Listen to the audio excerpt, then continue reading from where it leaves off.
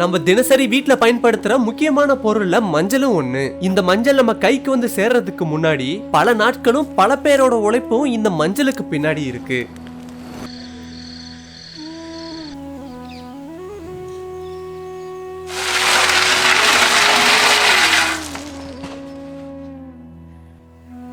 பெரும்பாலும் தை மாசம் முடிஞ்சுதான் மஞ்சள் அறுவடை நடக்கும். மஞ்சள் இப்ப அறுவடைக்கு தயாராயிடுச்சு. மஞ்சள் அறுவடையப்ப மஞ்சள் செடியை மட்டும் அறுத்துருவாங்க.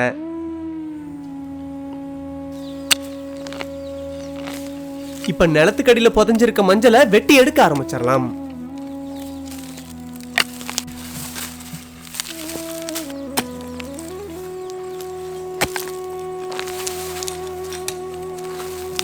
இப்ப வெட்டின மஞ்சள் எல்லாத்தையும் தனித்தனியா சேகரிக்க ஆரம்பிச்சிடலாம்.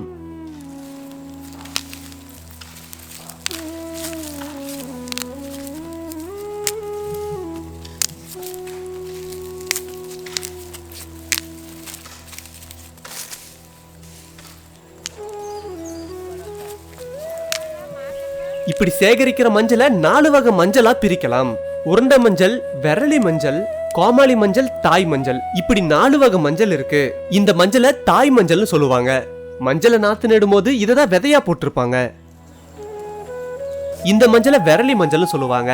அறுவடையப்ப இந்த மாதிரி மஞ்சள் தான் அதிகமா கிடைக்கும். இப்படி வேற இருக்க பகுதியை உருண்டை மஞ்சள்னு சொல்லுவாங்க.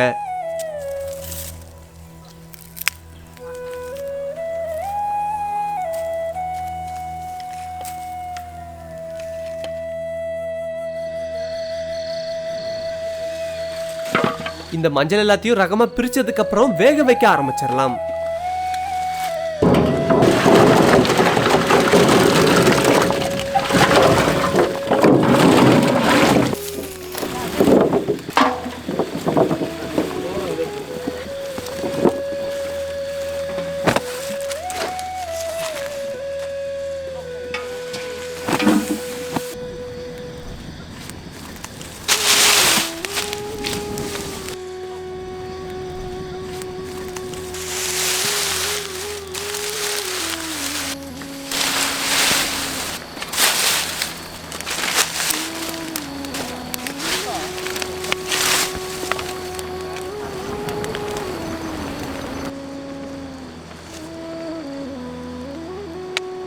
மஞ்சள் சரியான பதத்துக்கு வேக கிட்டத்தட்ட 1 மணி நேரம் தேவைப்பட்டது.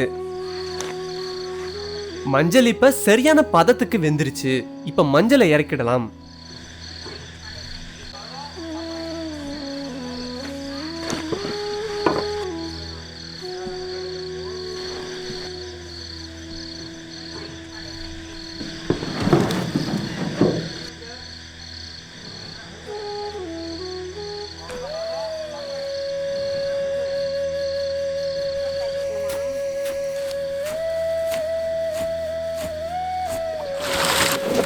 இப்படி நாங்க அறுவடை செஞ்ச எல்லா மஞ்சளையும் விடிய விடிய வேக வச்சோம்.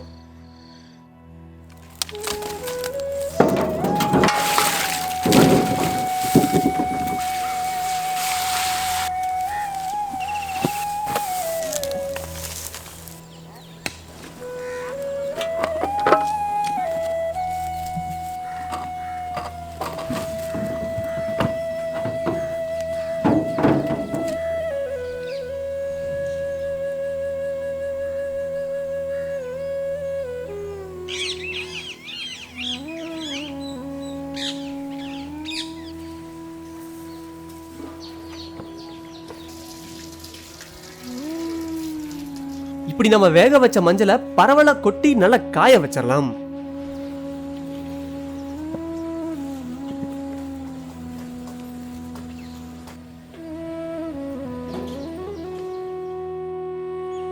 மஞ்சள் இப்படி நல்லா இறுகி காயறதுக்கு 30 நாள் தேவைப்பட்டது.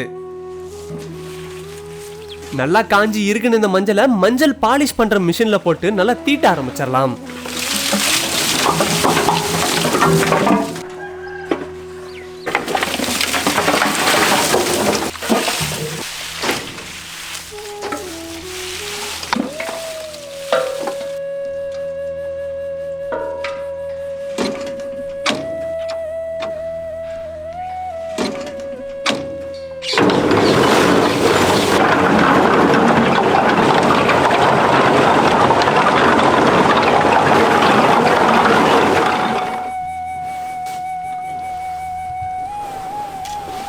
மஞ்சளை சரியா 1 மணி நேரம் இந்த மிஷின்ல தீட்டணும்.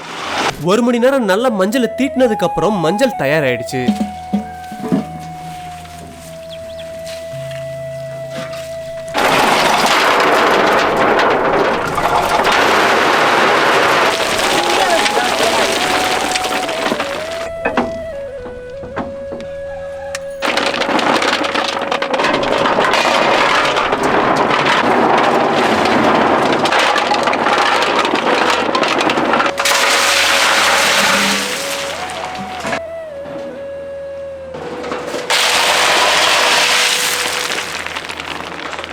இப்ப நம்ம அறுவடை பண்ண எல்லா மஞ்சளையும் இதே போல பாலிஷ் பண்ணி எடுத்துக்கலாம்.